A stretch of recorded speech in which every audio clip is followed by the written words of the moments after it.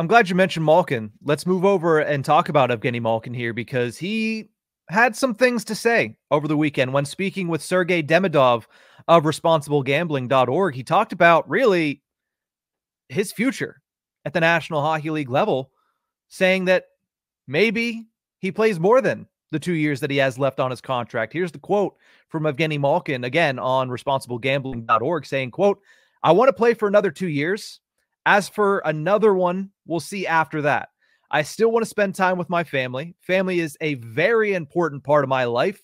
Many say they want to return to hockey soon after they retire, but I think my body will tell me when to stop. Maybe it will be expressed in a loss of desire to play, or I'll start wondering if it's time to retire. Probably it will happen like this. I'll wake up one morning and realize that I don't want to play hockey anymore." Horwat, Evgeni Malkin speaking on his future, saying, oh, well, definitely the next 2 years, which I think we all expected.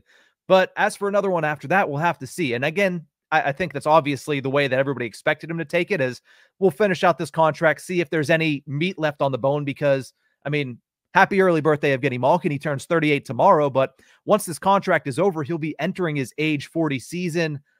I will say he has, eye test-wise, slowed down. You saw that last season. A lot of people mentioned it last season that he clearly had taken a step back from where he was in years prior, but I still feel like he produced at a high level. What were your thoughts on Malkin's comments about retirement in the future? It's interesting. We're just getting to that point of his career. I think we all know he's taken steps back. He's slowing down a bit, but still has enough ability to play out the contract. I think sooner or later he's going to end up being a third-line center at some point with the Penguins here. Or a winger, because just the way the team, if the team's still trying to be a good team, they're still trying to compete. I think if the numbers take too much of a hit for Malkin in those last, let's say, year and a half of the deal, but he just is going to have to take a step back or a step to the side. None of that is bad either. I mean, as players age, it doesn't mean they get bad. It just means they have to start taking steps back in the just on the ladder. And this is him sort of realizing that, almost, that he understands he's getting near the end of his career. He knows that family is going to be even more important to him. I mean, his kid's around the practice facility all the time now, around the rink, and it's awesome to see. But, you know, it's just one of those times. It's sort of the realization. Maybe he plays a year in Russia afterwards too, but I'd say at the end of his contract, that's got to be it for him with the Penguins. I hate to say it, but really, if he still feels he has another NHL year left with him after another 2 years, it would feel weird. It would, but it just shouldn't be. At least if the Penguins are still trying to compete. If they have Crosby locked up and they're still trying to compete hard for a cup, you'd have to do what's best for the team. Yeah, and here's the other part of that article from rg.org, is him saying basically at this point he feels like he's not going to play for another franchise. He said a couple years ago, that was up in the air. He said Wayne Gretzky played for other teams. You saw it with Steven Stamkos, and I'm paraphrasing here, but he was saying all this in that article. But he said, at this point, I don't see myself playing for another team. Obviously have those 2 years left, and then we'll see after that. But here's the thing, and I want to ask another question based on what you said, but here's the thing with Malkin is, going into this year, yeah, he might have slowed down eye test-wise last season. He still produced at not just a decent level, but at a high level. And I think people choose to forget about that, right? He played all 82 games for the second straight season. He scored 27 goals, which was tied for fifth most among second-line centers. He scored 67 points, which was tied for sixth most among second-line centers. So at the very least, at the position that he plays, he is still among top 5, top 6 in the National Hockey League. So there's no need going into the 2024-25 season to think of him as anything other than a second-line center for the Penguins.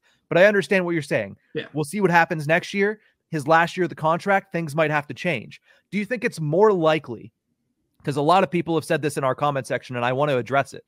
Do you think it's more likely that Evgeni Malkin ends up moving to wing and up with Sidney Crosby, or that he moves down to third-line center?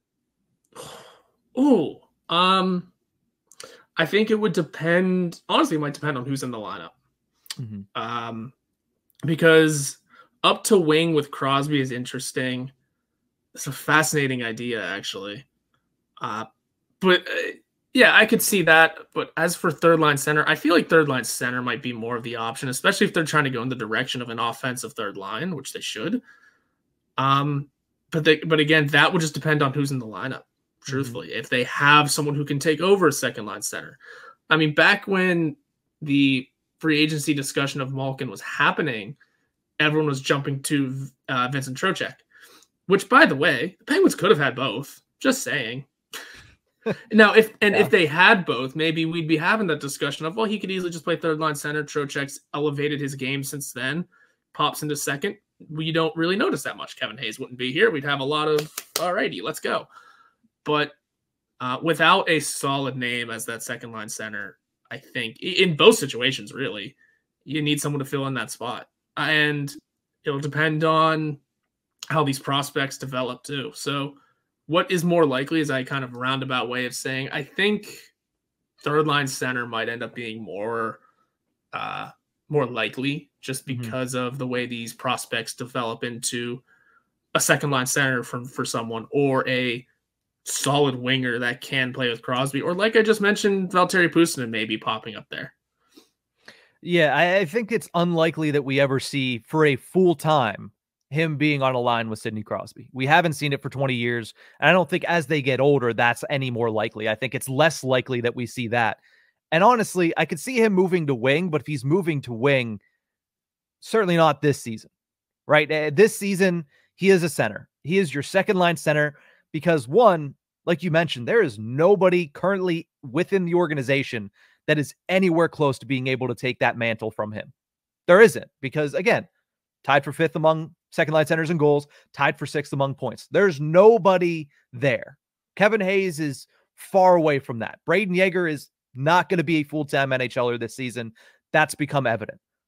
There's nobody in the organization, and honestly, there's nobody that they're going to bring in at this point. If they're bringing anybody in, it's a left winger to hopefully go on that side as a top six guy. But again, that is very much in question. So when you're looking at Evgeni Malkin, when I'm looking at Evgeni Malkin, and of course, this all starts with him kind of realizing his own mortality in professional sports, I'm still looking at him as the Penguins second line center this season.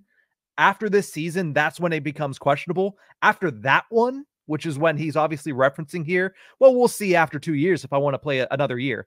Playing at the age of 40 years old, I don't know at that point if I will be able to say Evgeni Malkin is going to be good enough still to be a second line center. But again, even though the eye test fell off last year, the production was still there. The eye test is probably never going to get much better, but as long as the production is still there, the Penguins should have no issue, especially at $6.1 million.